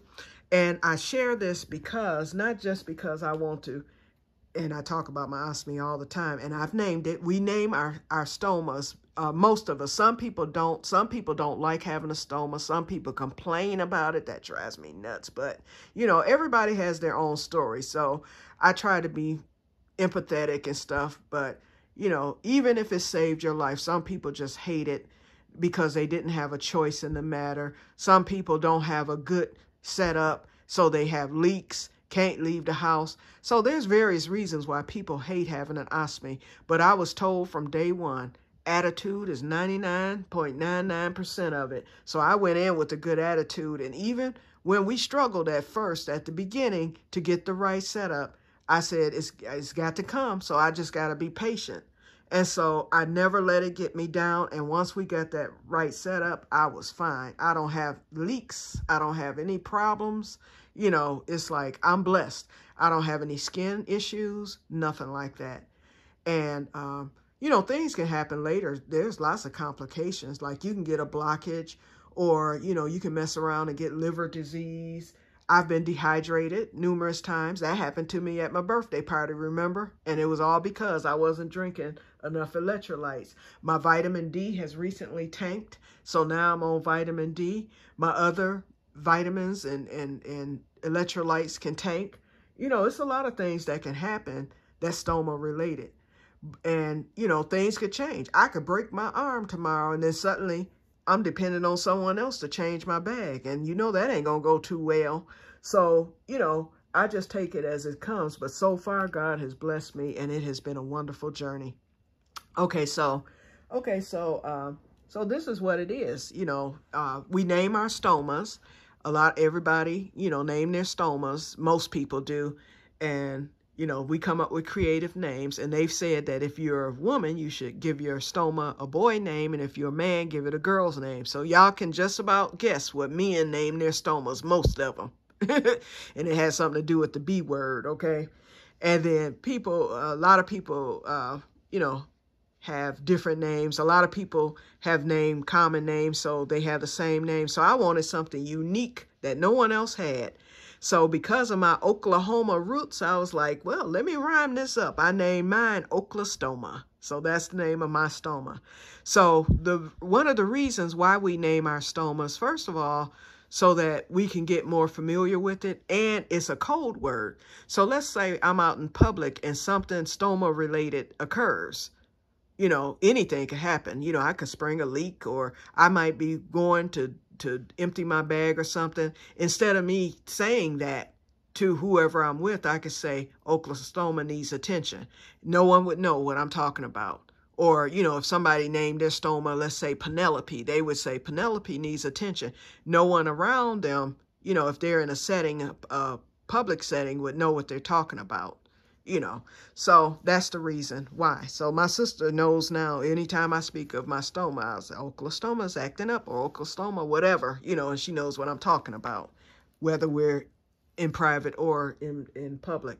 Okay, so let me show you what an ostomy bag is. And I'm going to be posting this to my Facebook page. And once I post it, I said that for ostomy awareness, a lot of us are showing our stoma. In fact, one of my friends, Maggie, she did a video yesterday that was so unique. And in fact, I never thought about this because she had actually had her husband to change her ostomy. Her ostomy bag. He had never done it. And she was saying, somebody else need to know how to change your bag in case you're ever incapacitated. I had never thought about that. I was like, what if I break my arm? Or what if, you know, or what if I get sick and can't do it, or whatever, you know, or lose the use of one hand for whatever reason, or you just never know. So I'm like, okay, my sister's actually in Oklahoma right now. When she get back, guess what? I'm going to tell her, okay, I'm going to have to teach you how to change this bag just in case something ever happens. Because I could be in the hospital, and if they don't have an ostomy nurse on the floor, you just plumb out of luck. And believe me, that has happened. When I first had my surgery, oh, I won't even go into that, but yep, I was somewhere where there wasn't an ostomy. Well, there was an ostomy nurse, but she was handling the whole ostomy floor. So it was going to take her 2 hours to get to me, and I had sprung a leak. So I had to lay there for 2 hours, and I swore when she did get over there 2 hours later to change my bag and had to clean all that mess off of me, I made it a point. I'm learning right here. I'm learning right now. We finna get this together. And from that moment on, other than when the nurse came to my house and we were trying to get my appliances set up. I changed my own bag. Oh, I knew how to change it that day. That was it. And I had a million of them there in the room. So if I thought I was finna leak, I was changing it. I was like, oh, Lord. And so that was the one time I was like, okay, this is going to be a challenge here. But it really wasn't. That was the one incident, and it was okay. I was fine, you know, and they washed me and all that stuff. But boy, I said, I don't want that to happen again. And I get a leak once a year, usually in July, and I think it has something to do with summer. And so this July, I would not have gotten a leak, but I ate some pistachios, which I knew. We're not supposed to eat popcorn, pistachios, or corn. Anything that's hard, you know, that can cause you to either get a blockage or cause problems with the stoma, you're not supposed to eat. Anything else, I can eat. Why did I eat a whole bag of pistachios that night? And I had what they call a blowout. And the only reason you would have a blowout is if you've done something egregious. And when I had it, I learned my lesson. I haven't popped a pistachio since. So, but other than that, I can count on my fingers. Probably it's been every July. That blowout happened in July, I believe. And then the July before and the July before that. Other than that, I don't get leaks, and I can wear my bag. Actually, you can actually keep your bag on as long as you want to, but I like to inspect my skin. They would prefer that you change your bag every 3 days, and that's fine. That's what I did at first, because at first, when you're new at becoming an ostomate, as we call ourselves, when you're new to the ostomy, your output has to regulate. Oclostoma is trained. I can shower. Because at first, when you take a shower, I like naked showers. You can shower with the bag, and this is a bag. This is the bag that I wear. It's called the Sensory Mio. It's totally waterproof. Once you put it on and put your barrier on and everything, it's on. And you can swim in it. You can take a bath in it or whatever. But I prefer to take my showers naked. I like the feel of my bare skin, and I like for the water. And I think that's what has kept my skin intact. So at first I would eat, because of the output, I would eat marshmallows, because if you eat 2 marshmallows, it stops the output, or it will slow it down tremendously to where you can take a shower or a bath and won't anything come out. So I would eat the marshmallow, and I never had a problem with anything coming out, taking a shower. Now I don't even have to eat the marshmallows. I know the schedule of my stoma. I only have to empty maybe 2 to 3 times a day. I empty in the morning, once during the middle of the day, which I really don't need to, and then I empty before bed, whether I need to or not. And that's it. And so I don't have high output at all, so, which is good. Some people do have high output, you know, but mine, once it regulated. So I can do, you know, anything. I don't have any problems. But anyway, this is the bag. So I'm gonna show you the product. So this is an ostomy bag, and I didn't bring my. Actually, I have a bag cover that I wanted to show you. I don't know where the other ones are. I sent it home with my friend the other day because she sews, and she's gonna make me some bag covers. But I have some decorative bag covers. I have one with fish. The one I sent her has popsicles on it because my mother loved popsicles. That's why I ordered that. I have one that's paisley, and then I have some solid ones. So I told her to use whatever scrap material she has and just make them. So I sent her with the bag, and I sent her with the cover that I already had, so she'll be able to measure and make me some ostomy bag covers. But anyway, you wear the bag cover, and then you can wear it outside your clothes. Won't nobody even know because you got the bag cover on. And really, no one knows you have an ostomy bag or an ostomy unless you tell them, because, you know, clothes, I mean, they make these things now, and like you see, they make them in different colors. You can get them in black. You can get them in dark brown. I just gone and just use this color here. You can get them, the bag, in any color to match your skin tone, whatever, white, you know, whatever color. Okay, so this is the bag that I wear, and it's called the Sensory Mio. And I get the pre-cut bag, so you don't have to cut the hole in. It's already cut to the size of your stoma. Okay, and they have different sensory meals I can wear. This is a one piece. I prefer to wear the one piece. And so at the bottom, that's how I empty the bag.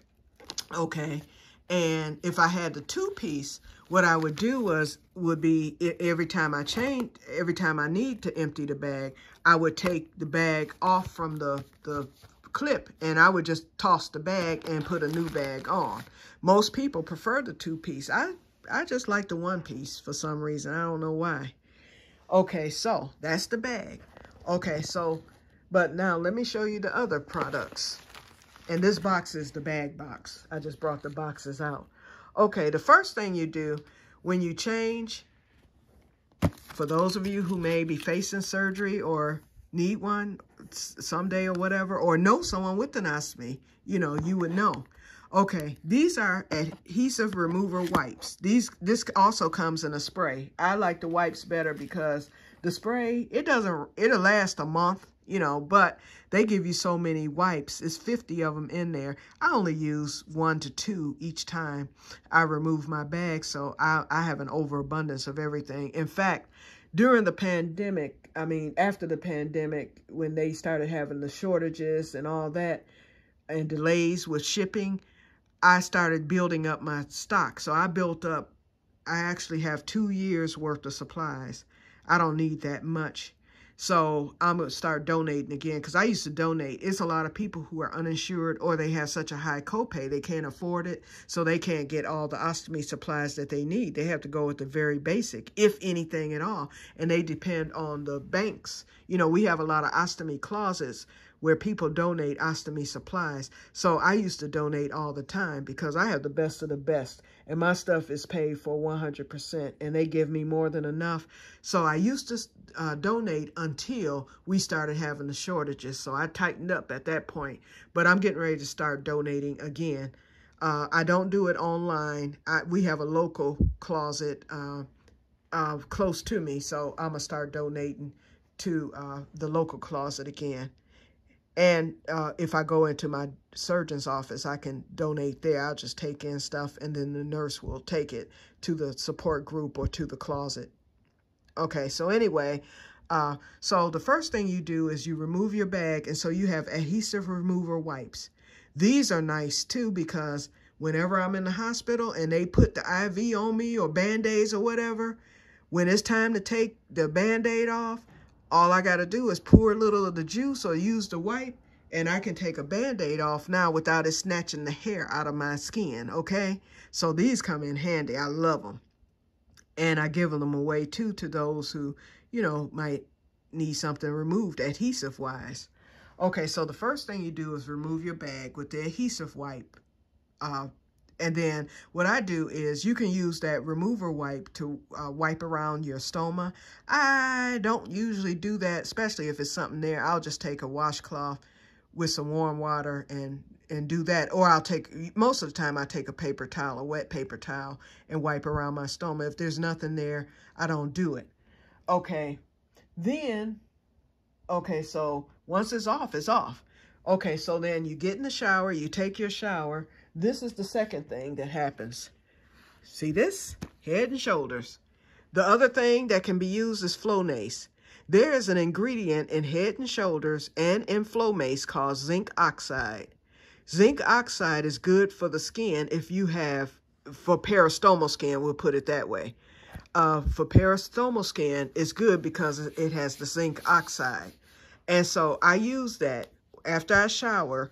Before I get out of the shower, I rinse off, you know, after I've washed. So before I get out the shower, I take another washcloth, another clean washcloth, and I put a dot of Head and Shoulders on the washcloth, and I wash all the skin around my stoma and the stoma itself. And then I rinse it. And then I'm done with my shower. So this is to keep my skin doing good, and it has worked wonders. And it stops the itch, because sometimes having that bag on, especially if you left it on too long, it'll begin to itch. But I don't even have itching anymore. Okay, so now comes time for the bag change. Okay, so let's move all this stuff back. It takes me all of 1 minute to change my bag. because I set all my stuff out before I change it.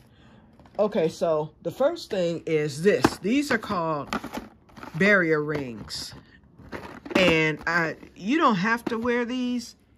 You don't, okay, I'm trying to focus in. Okay, ostomy barrier ring. You don't have to use these, but what it does is you take that barrier ring. Okay, let me move that. This barrier ring, if I were to take, and if somebody was filming me, I would demonstrate it to you. But what you do is you put the barrier ring on top of the hole, you know, for your ostomy bag, and then it's moldable. So then you mold it. I go down on it, and they have slim, and then they have the thicker ones too. But mine, I like the slim. Okay, so when I do that, the barrier ring is going, because this is straight. I don't know if you can see that, but with that barrier ring over it, I can mold it down. And so then when output comes out, it's going to go right into the bag. If it's straight like this, it's a possibility if you bend the wrong way, the output might come and go up underneath the flange. This is the flange of the bag. And if it gets in between your skin and the flange, you can get irritation. So this is one way to secure, you know, keep that from happening. So I use the barrier ring for each change. I don't take any chances with it. Okay, once I put that on the bag, I let it heat up so that the bag can get warm. And in the wintertime, I put the bag underneath at the furnace so that it can stick real good. And some people use a blow dryer, but my bag sticks really well because I use barrier strips anyway. Okay, so then I'm sitting on the bed, because I usually sit on the bed when I change my bag. Okay, so the next thing is I crust. And what crusting is, it's a way to protect your skin. So you have this, which is your Adapt Stoma powder, and that's this right here. And you have your No Sting, and that's all important, because if you don't request No Sting, they're going to send you the ones that sting. Okay, and that's the barrier film. So crusting consists of, let me move that. What you do is you take the powder and you put the powder all around your bag area and your stoma. And then you take a barrier wipe, you open it, and you pat it along the powder. And then you let it dry. You give it a few minutes to dry. And like I say, my stoma isn't usually active. I always have a washcloth or a towel or a paper towel there just in case it decides to get active. But it doesn't. You know, my stoma, it behaves. So I can take hours. In fact, a lot of people whose stomas are like mine and don't be that active will walk around the house. And I've done it a few times for a couple of hours just to let it get air. I don't do it too often, but, you know, every now and then I'll do it, you know, and I don't have any problems. And then I do put a towel, you know, I put a washcloth over it just in case, but nothing ever happens. It'd be just fine. But me, they say you can't feel when nothing comes out, but my stoma makes noise when it's ready to explode, okay? It'll go, Wah! Or something crazy that lets me know it's finna happen. And so I'll be fine. Okay, so after I crust, then comes time to place the bag. So I line this up with my stoma, and well, first of all, this comes off, you know, your adhesive, and you put it on, and then you put the bag, you hold it to your stoma like that so that it'll stick, you know, and adhere. Then the last part, well, the last part of the bag change itself is the barrier strips, and that's this right here.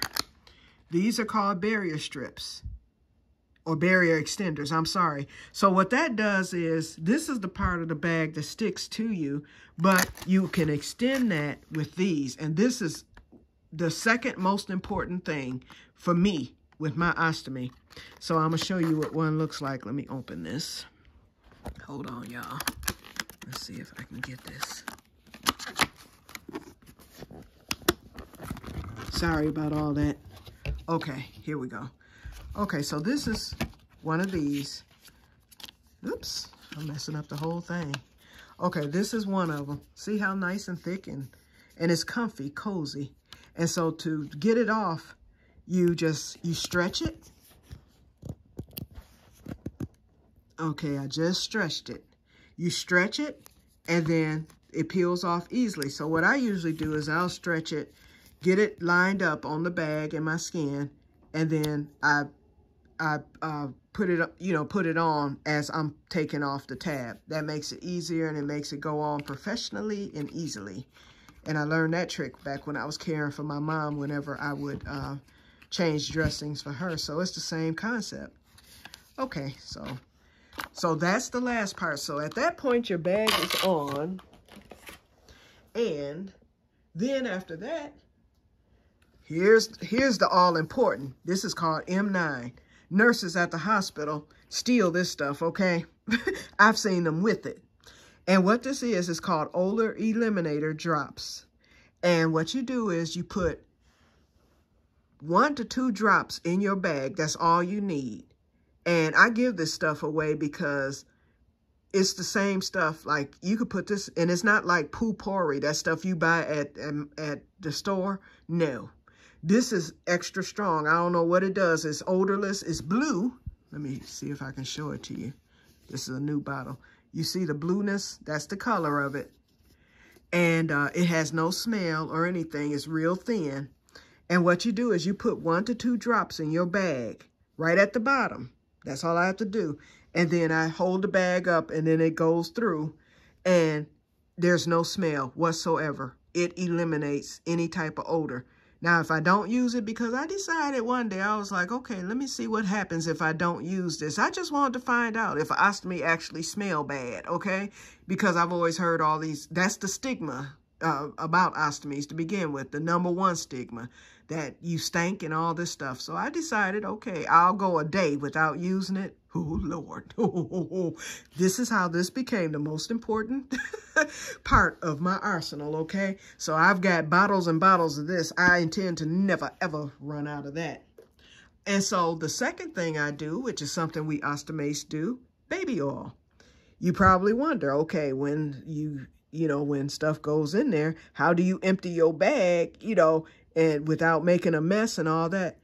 You oil your bag, you put 2 to 3 drops of baby oil in your bag after you change it, and each time that you empty it, and it makes it slick so that when you open that bag, everything just falls out easily, very easily. Otherwise, you'll be pushing it, or whatever. Yeah, I don't want to do all that, And of course, I wear gloves. I just didn't bring any out, but I wear gloves each time. And of course, you wash your hands. Okay, so, all right, we're at 1 hour and 47 minutes. So I'm getting ready to wrap this up. So anyway, so for ostomy awareness, let me let you know.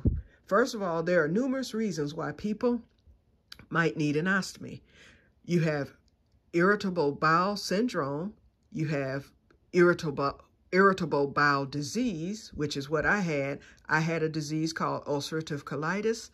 And ulcerative colitis is inflammation of the colon, usually the small intestine, which is at the bottom, the lower part of the colon, and the anus. Crohn's disease is inflammation of the upper part, and Crohn's disease can affect you through anywhere in the digestive tract, your throat, and your vital organs. So Crohn's is a lot more serious.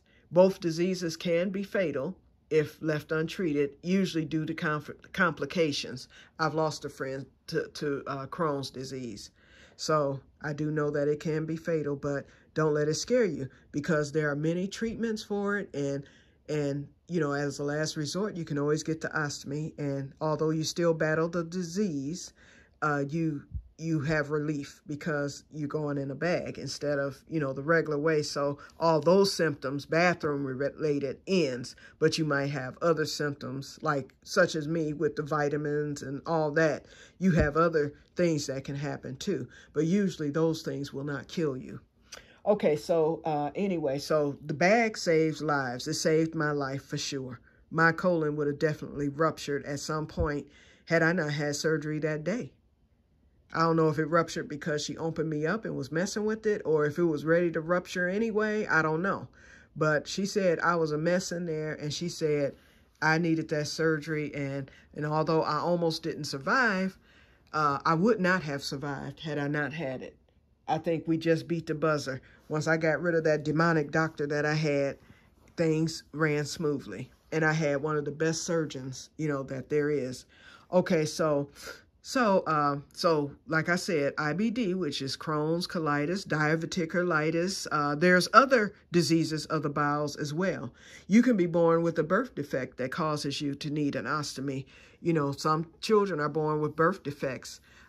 Even children born with spina bifida, the doctor may opt to do an ostomy while they're a baby, you know, as a newborn, get that over with, and then that's what they have, because usually, you know, lots of times they need one. Gunshot wound victims, that's why I say you can, you know, you might not have an ostomy right now, and you may not have bowel disease, but one day you may wind up in an ostomy due to a gunshot wound, a stab wound, an injury, usually a abdominal injury, of course, cancer, you know that. And lots of various, it doesn't have to be just colon cancer. It can be cancer of something else that would cause you to have to need an ostomy. Another reason, a spinal cord injury. A lot of spinal cord injury patients have ostomies. There are people who get ostomies. I should have wrote this down. It's numerous reasons. Car accident victims, that's one of your number one reasons. And a friend of mine who, I don't tell who it is, but a friend of mine actually told me, when I told him that I was getting my ostomy, he told me that he had an ostomy. And guess why he had an ostomy? He liked to eat spicy foods. He said he went to a party one night and ate all the spicy foods he wanted. And that next day he said he felt horrible, went to the hospital. He's like, all he remembered was waking up with an ostomy, permanent, because the spicy foods damaged him to the point where he had to have an ostomy. So me and him, we're a good support system, because he's someone I know really, really well. Okay, and let's see. Okay, so those are some of the reasons why you may need an ostomy. So don't think that you're out of the running for ever getting one. Not to say, I would wish that no one gets one. Ostomies are usually performed as a last resort, or if there's a reason for it. You can't just go up to a doctor and say, I want an ostomy, because you just want an ostomy, you know. And some people have said, we've had people to come in our group and be like, listen, I'm sick of being constipated, or I'm sick of getting diarrhea if I eat the wrong food because I'm lactose intolerant. Can I just ask for an ostomy? Because that seemed like the best thing. Yes, it is the best thing, but they're not going to just do it unless there's a specific reason, because you're going under the knife, you know. So anyway, okay, so those are the reasons why someone would need an ostomy. And the other thing I'd like to let you know is that there's millions of people in the United States. In fact, a video I saw the other day listed the statistics of people who do have ostomies. You have 3 types of ostomies. You have a colostomy, which is usually on the left side, and usually that is when most of the colon is still left intact. Or if you've had cancer, you usually get a colostomy. Then you have the ileostomy. That is on the right side, and that's usually because you've lost your small intestine, which is at the bottom, and they connect the ostomy from your large intestine. Your stoma is actually part of your intestine. What they do is they bring it out of the skin and they fold it back, and it actually looks like a little butthole. In fact, let me go get my little stoma pen that I was sent by the United Ostomy Association of America, and I can show you what one looks like. Hold on. Ooh, I'm stiff now. And if I kept your attention, and I wanted to let y'all know too, if you have any questions or whatever, feel free to ask. I love talking about it. Okay, let me set this little stoma down. That's the one thing I forgot. Look at this. My new blanket that fell to the floor. I made that back in the spring, and I couldn't wait until it got cold so I could wrap up in it. So here I am wrapped. Okay, here's the stoma. This is exactly what a stoma looks like. That red thing. And what does it look like to you? A little butthole. But it's actually a part of your intestine that they pull through and is red. And And it's just like a little button. It's bigger than that. Mine is 25 centimeters. So if you look at this bag, you can see you have 43, 35. Mine is 25. So I don't think the 25, it's smaller than that 35, my stoma is. So that's one reason why I use that barrier thing too, because the bag hole is bigger than my actual stoma to give me room so that when I do put it on, I'm not scratching up against my stoma. So anyway, but mine is 25, and I need to go get it measured again because I gained weight, so it may have grown, but it doesn't look like it did.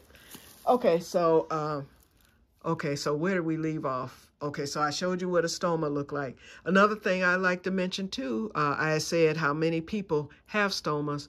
I can guarantee you that other than me, you know somebody who has a stoma and wears an ostomy bag. Everybody don't talk about it. Me, I found out there were a group of advocates that are African American like myself. A lot of people are very vocal and promote awareness, and we weren't represented well, but right now we are. It's a lot. They went to the convention this year, and I hate that I missed it because those brothers was, oh, Lord have mercy. I missed it. But anyway, I'm going to go to the next one in 2025. That is, if I can drive to it, because I don't fly. But I might have to fly for this. I don't know. But anyway, so we decided we would be advocates, especially for the African-American community, because there are stigmas associated with having ostomies, especially with everybody, period. People look at it how they were back in the day when they smelled and, you know, they didn't make the bags as nice as they do. You didn't have the products that you have now. Now an ostomy is so simple. There's no smell. The bags work very well once you have your setup. There's many companies. They send you samples for free, you know, so you can try out anything that you want to try out at any given time. And all you need to do is just let your supplier know, okay, I'm going to switch over to Hollister, or I'm going to switch over to whatever. I think I wear Coloplast. Wait, let me look.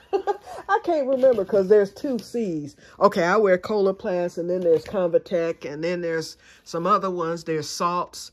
So anyway, you have so many different brands. So I wear the Coloplast Black, and everything else that I use is Hollister. Everything. Because they are #1. It's just that I didn't like their bags because I don't know if they come pre-cut, but their bags were more of a mesh. And I didn't like that mesh. I liked and they say it's waterproof, and perhaps it is, but I didn't like them. I like this where I knew it was waterproof. If I spill water on this bag, it's gonna bead right up. In fact, let me show you. I'm gonna put just a drop. Oops, I just squirted. See that? See how waterproof that is? And then if I go into the shower, okay, and come out, of course it's wet because you got your beads on there. All I got to do is take a towel, wipe it, it dries immediately. So that's what I like about my bag that I wear. Okay, the other thing I wanted to share, and it's almost been 2 hours, so I'm definitely wrapping it up now. The other thing I wanted to share about the ostomy is that, let's see, I talked about the millions of people, talked about, you know, somebody with an ostomy. There's 3 types of ostomy. You have I think I mentioned that, but the last ostomy, you have your colostomy on the left side, ileostomy on the right side, unless there's a reason why they have to put your stoma on the opposite side, and you have a urostomy. Some people are double baggers, especially cancer patients. Some of them have to get a urostomy as well as a colostomy or an ileostomy. And so the urostomy is, well, it's self-explanatory. So you can wear the bag for that, and it collects the urine.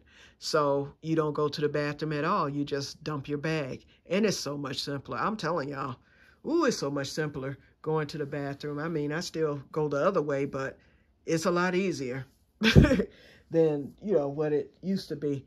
And then real quick here, I'm going to recap, okay, and then you might have questions. So like I said, if you have any questions, feel free to ask me anything. Or if you've known somebody who has had the ostomy or if you know anyone facing surgery, you can put them in contact with me. I'll be more than happy. I've had lots of people to contact me. I've had those that I've known who ended up getting the surgery after me, and I've been able to help them. I advocate. Tell them all about it. I mean, I've met so many friends who are ostomates, and whatnot. It has been just a wonderful journey for me. So, like I said, I prefer for people to ask questions because we are trying to break the stigma, about ostomy. So ask any question, and if it's true, I'll explain, okay, yep, that is true. Or if it's not true, I'll let you know, okay, this is not true, and this is why it's not true. Or if, somebody has had a different experience, because everyone is different. It might be something that I mentioned or something I can suggest. Like, let's say you know somebody with an ostomy and they're having a trouble, with leaks or whatever. They might have a question or whatever. Let me know. I've had people to contact me in that manner where they've known somebody who has an ostomy or had just gotten one, and they ask suggestions. What should I use? And I tell everybody the M9 is the first thing you need to be tracking down. And like I said, my insurance pays 100%, but everybody's don't. But you can still buy this online. You can go to Amazon. And if you buy it, because, see, you might want it for your own bathroom. Your husband or somebody, might, or if you want to go in public and you don't want to worry about anything, you can buy this online over the counter. I mean, it's not something, but we get it because of the ostomy. But this is the number you're going to look for. There is a knockoff Chinese version that is nothing but water. And I don't know why they have gotten away with that. And they have the same thing on the bottle. So they done sat there and plagiarized it, and then but it doesn't have the number, and that's the reason why they've been able to get rid of it. I mean, get away with it, because if they had that number 7717, then they would get into trouble. But instead, they have a different number, and then at the bottom, this part is written instead of the we got the English, I think French, and something else. Probably Spanish. Theirs is written in total Chinese. So look out for that if you're on Amazon, and they sell it real cheap. If you were going to get this, you can get a bottle of this for about, I've seen it as cheap as $10. I've seen them like as high as $20. But I tell you what, those 8 ounces will last you probably, I know I go through a bottle, a bottle like this. I just opened this one, and it was the first one I've opened since probably January. So it'll last you a long time, a long time. And if it's something you feel you might want to try, contact me, especially if you're local. I'll let you use some or whatever, or possibly, send you one, because, sometimes we need it for whatever, and this isn't just for, bathroom stuff. It can be used, like if there's any, let's say it's something that smells in your dishwater or something like that, you can put a drop of that in there and it'll eliminate it. So you can put it in a spray bottle and spray it, you can use it, but it's because of the color, that's the problem, so if you don't mind something getting stained, it'll wash off, but it's going to be blue or whatever. So just remember that. Okay, so I can't think of anything else. So like I said, if you have any questions, please feel free to ask. And I thank you for watching. If you stayed with me for these 2 hours, this is the longest I've ever been on, and probably the longest I'll ever be on. But I wanted to be as thorough as possible. And like I said, it took over an hour to tell my story. But I didn't want to just go into the ostomy business without telling my story, and as to why I have it and everything. So, yep. So if you have an ostomy, or if you know someone with one, let me know. And the reason why I'm posting this as a non-traditional Que-stead-Que video is because if someone pulls up the word ostomy, I'm going to hashtag it. So someone who's looking to learn about the ostomy can listen to this and might find this comforting to them or whatever, or they may want to ask the question. So here I am advocating once again. So just know that any stigma that you may have heard about an ostomy is not true. Feel free to ask. I don't mind talking about it, and I love having mine. So I'm going to get off of here now. We're at 2 hours and 4 minutes, so I'm finally winding it down. May you all have a wonderful day on this Ostomy Awareness Day, and may God bless you all. Bye-bye.